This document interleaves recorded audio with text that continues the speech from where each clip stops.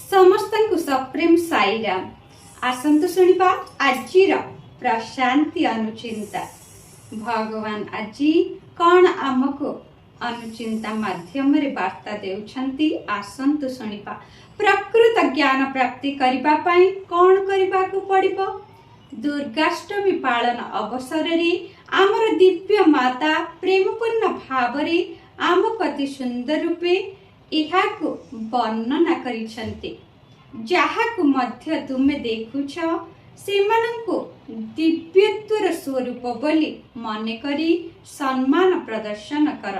एपरिक तुमको घृणा करुथुबा लोकंकु देखिले मध्य सेमानंकु सम्मान प्रदर्शन कर। भाई तुमे किपरि अछ बोली पचार। एहा परे सेमाने मध्य तुमे किपरि अछ बोली पचारिबे। मानवीय मूल्यबोध रहिथिबा व्यक्ति ही प्रकृत मनुष्य। सेही मानवीय मूल्यबोध गुड़िक कौन? सत्य, धर्म, शांति, प्रेम और अहिंसा। से सबु किछि परस्पर संपर्कित अछंती। सबु बेले सत्य कुह और धर्म अनुसरण कर। शांत रुह, खुशी और आनंद रे रुह।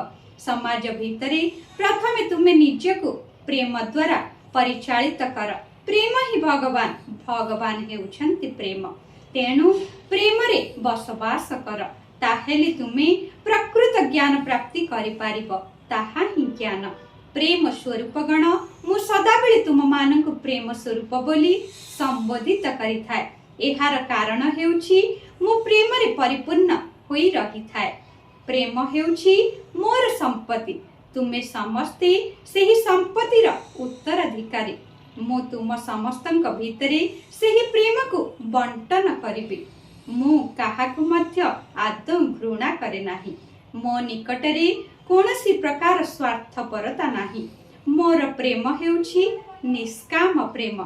उक्त दिव्य संभाषणटी भगवान सेप्टेम्बर 27 तारिख 2006 मसीहारे समस्तंकु सूचाई देइथिले।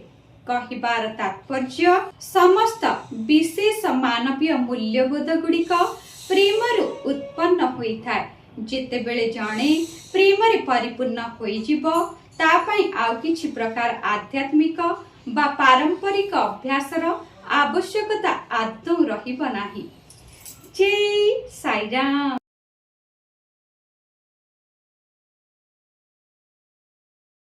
समस्तंकु सप्रेम साईराम आसंतु शुणिबा आजिर प्रशांति अनुचिंता।